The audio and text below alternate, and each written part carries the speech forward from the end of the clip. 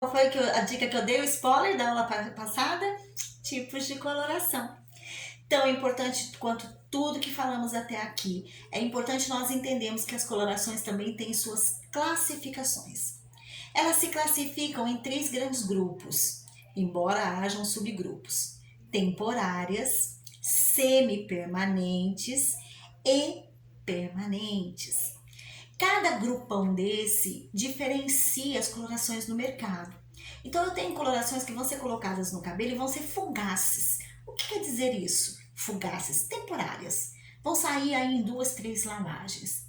Em compensação, eu tenho as chamadas semi-permanentes, que se subdividem em semi e demi. Então, por isso que às vezes você faz uma semi-permanente, um tonalizante, e ele fixa no cabelo além da conta, porque ele tem uma subclassificação aí entre semi e demi-permanente, que muda os reveladores. Você usou revelador de 5, de 6 ou de 8 ou até de 10, isso transforma ela num potencial de amônia diferenciado, ou porque ela não tem amônia, então daí também diferencia se ela é semi, se ela é demi.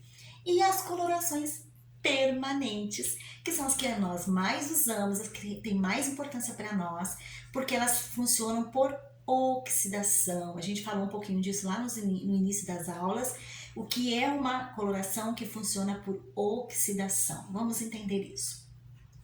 A coloração dentro do tubo, ela é representada quimicamente por NH4OH. Ela é uma coloração à base de amônia.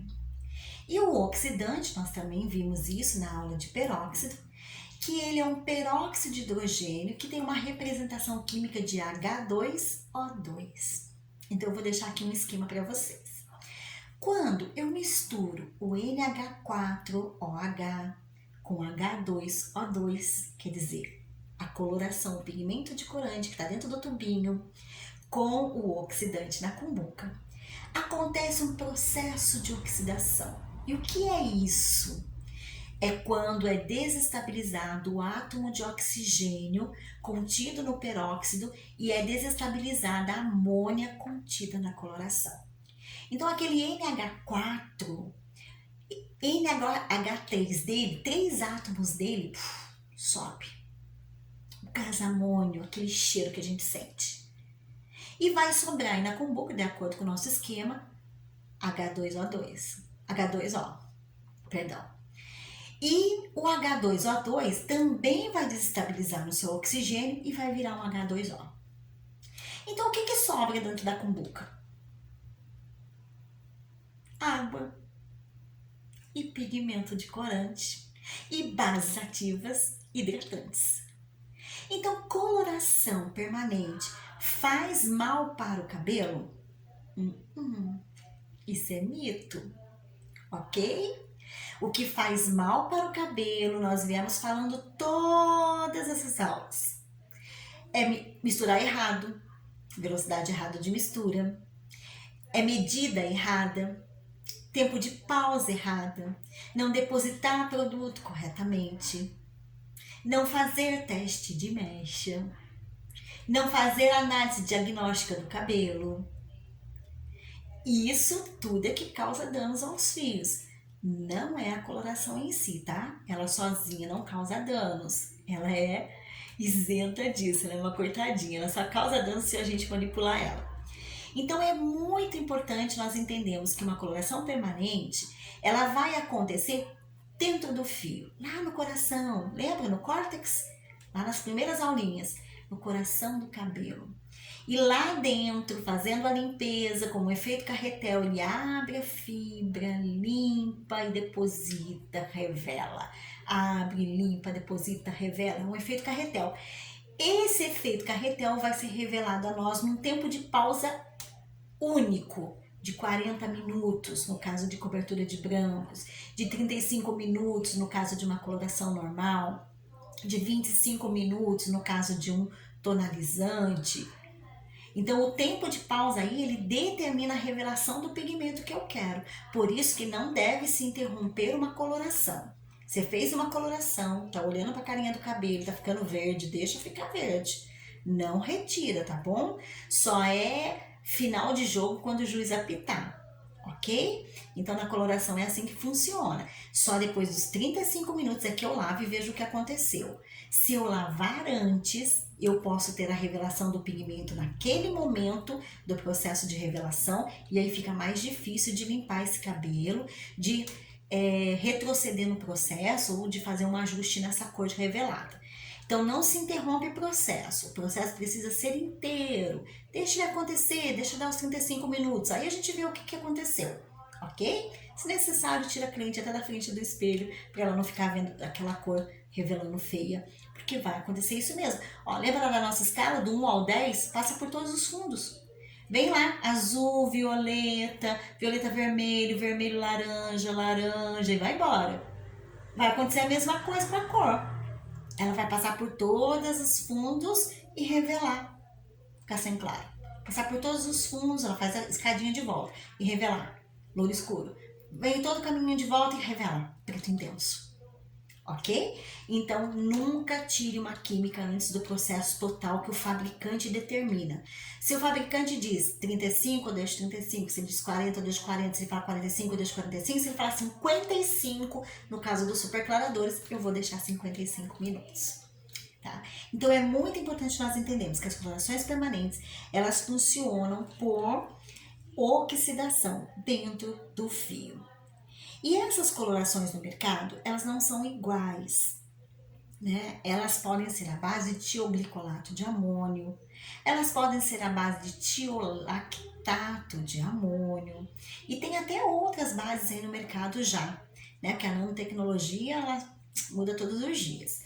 Então, elas nem sempre são da mesma base de oxidação, isso também é muito importante. Cuidado quando você mistura uma coloração de uma marca com a outra.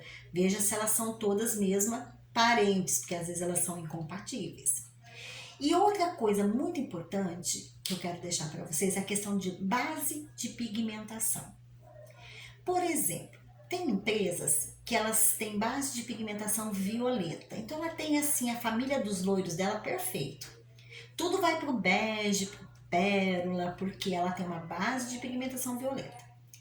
Tem empresas que têm base de pigmentação verde. É aí onde eu consigo platinados muito melhores. Eu vou dar um exemplo prático. Eu usei 10,89 de uma marca e 10,89 de outra. A primeira, a base de pigmentação é violeta. A segunda, a base de pigmentação é verde. Os resultados não vão ser o mesmo. Mas analise, os dois não são 10,89? São, mas um é filho do João, o outro é filho do André. O André tem uma configuração de DNA e o João tem outra. Entendeu? Os filhos não são iguais, porque as bases de pigmentação são diferentes. Então, não, de novo, vou chover no molhado, não misturem colorações entre si, marcas entre si, porque você só pode misturar se elas forem da mesma base. Amônia com amônia, tiolactato com tiolactato, tioglicolato com tioglicolato, ok? Verde com verde, amarelo com amarelo, azul com azul, enfim. E nós temos aí, então, bases amarelas, bases verdes, bases violetas, bases azuis e bases marrons, que são aquelas que você pode usar cinza em qualquer loiro que não esverdeia, não acinzenta. Por quê? Porque aquela empresa trabalha com uma base neutra. Gente, é assunto para um ano, hein? Bora rever esses vídeos um ano e vocês ainda vão precisar fazer o curso de colorimetria avançada, que vocês vão descobrir que ainda faltou muita coisa para eu ensinar. Bom, e as colorações temporárias? As colorações temporárias, elas acontecem na parte externa da fibra epicular, na cutícula. São aquelas usadas por revelação. Revelador de 5 volumes, 6 volumes, até 8 volumes. 10 volumes já não é mais temporária, ok? Já entrou na classificação aí de semipermanente, já não tá mais temporária. E existem até as fugaces. Quem são as fugaces, temporárias fugaces? Por exemplo, um cabelo como o meu. Ele é branco na sua maioria, ele tem uma mecha bastante concentrada aqui branca, ó. E ele tem branco distribuído por toda a cabeça.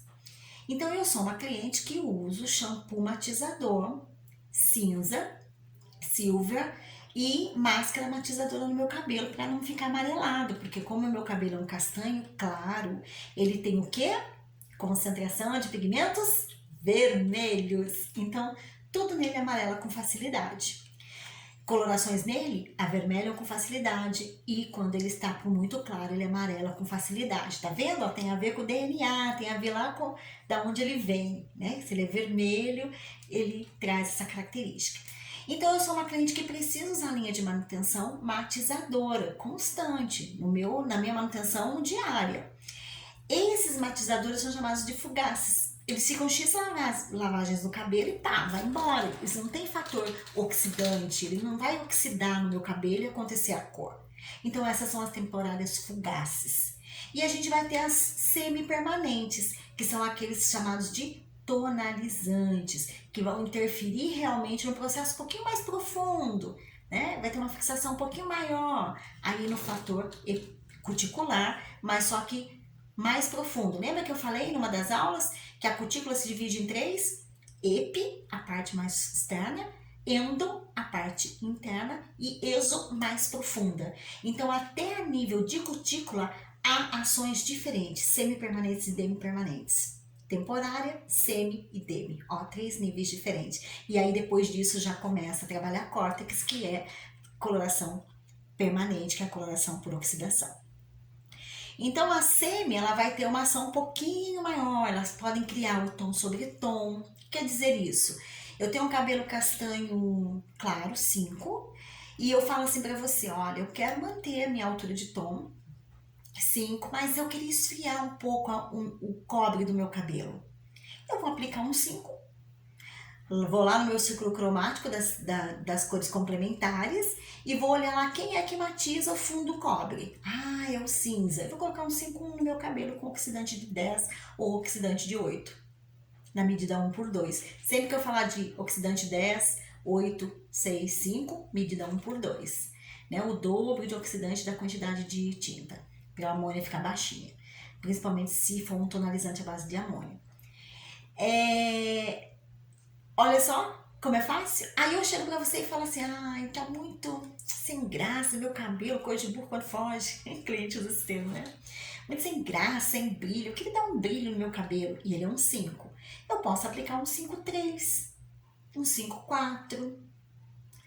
Eu não mudei a altura de tom, continua sendo 5. Mas agora eu coloquei uma cor quente, eu esquentei o cabelo. Na primeira eu esfriei. Fui lá na estrela dos complementares, no círculo complementar esfriei. Agora eu fui no círculo complementar e esquentei. Ou então eu digo assim, eu queria tanto colocar uma cor no meu cabelo, mas eu não quero mudar a altura de tom. Quem sabe um vermelho, mas eu não gosto de vermelho vivo. Olha que cliente, né? Difícil. Então ela tá falando de um tiziano, de um acaju. Então eu vou aplicar um 5,5 no cabelo da minha cliente. E ela vai ficar com ele avermelhado, mas não mudou a altura de tom. Tá vendo só? Não mudar a altura de tom é quando eu mantenho o número antes do ponto. Ele é 5 toda a vida. 5 frio, 5 quente, 5 intermediário, 5 natural. Ele é 6 frio, 6 quente, 6 natural, 6 intermediário, não importa. Mas eu não mudo o número da frente do ponto da minha coloração. É mudar o número que causa problemas. Quando eu fico brincando com a altura de tom. Um dia a cliente vem e coloca um 6,34. Depois ela vem na próxima vez e coloca 7,34. Aí ela vem de novo e comprou errado, trouxe 5,34. Esse sobe e desce de tom, abre e fecha de tom, é que danifica e nos prejudica na hora de tirar.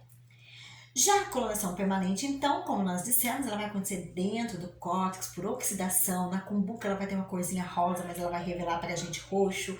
Na cumbuca ela vai ser amarelinha, mas vai revelar para a gente vermelho. Então, o que está ali na cumbuca não é o que vai ser revelado para nós. E aí é importante, então, sabermos exatamente o que nós estamos fazendo, o oxidante que nós estamos usando, enfim.